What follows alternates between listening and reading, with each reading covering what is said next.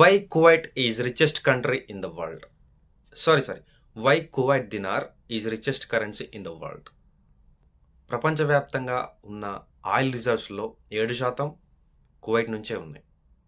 వీళ్ళ ఆదాయం 90% కంటే ఎక్కువ ఈ ఆయిల్ ఎక్స్పోర్ట్స్ ద్వారానే వస్తుంది. ప్రపంచవ్యాప్తంగా ఉన్న ఆయిల్ డిమాండ్ ఏదైతుందో ఈ దినార్ విలువని స్థిరంగా బలంగా ఉంచుతుంది. జనాభా తక్కువ, ఆదాయం ఎక్కువ.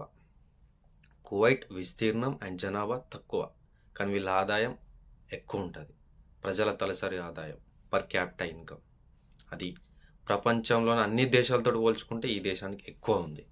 కువైట్లో పెద్ద మొత్తంలో విదేశీ ఫండ్స్ అనేది ఉన్నాయి.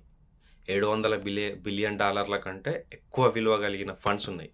సో అది వన్ ఆఫ్ ది రీజన్ ఈ యొక్క కువైట్ దినార్ని స్ట్రాంగ్గా ఉంచడానికి. అది కూడా కువైట్కి ఎలాంటి విదేశీ అప్పులు అనేది లేవు. సో అది వీళ్ళ ఆర్థిక వ్యవస్థ పైన ఎక్కువ నమ్మకం ఉంచి ఈ యొక్క కరెన్సీ విలువను బలంగా ఉంచుతుంది. అది ఇంకో విషయం, కువైట్ దినార్ రిచెస్ట్ కరెన్సీ అంతే. కరెన్సీ విలువ ఎక్కువ, ఎక్స్చేంజ్ రేట్ అనేది మాత్రమే ఎక్కువ. అంతేకాని అమెరికా కంటే ధనికమైన దేశం మాత్రం కాదు, రిచెస్ట్ కంట్రీ కాదు.